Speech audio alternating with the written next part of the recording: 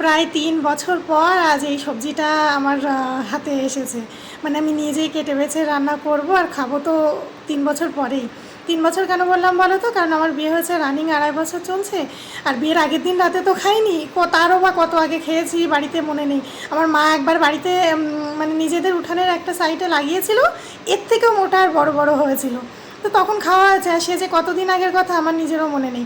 আর এখানে আসার পর আজ প্রথম আমার হাতে মানে এই যে ছুঁয়ে দেখছি আজকে প্রথম।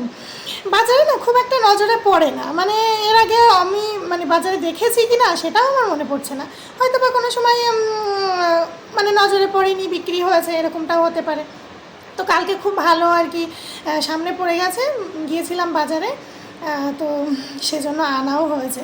এটা তোমরা কে কীভাবে রান্না করো বলো তো? আর এটার নাম তোমরা কী কী বলে ডাকো? আমরা তো এটাকে চিচিঙ্গা বলি, মানে আমার বাবার বাড়িতে এই নামেই আমি শুনেছি। তো এটা কি করব, আমি তো ভাবছি ভাজা করব ছোটো ছোটো করে আর কি কেটে। তো তোমরা কে কীভাবে বানাও আর কে কী নামে এটাকে ডাকো অবশ্যই কিন্তু কমেন্ট করে জানিও।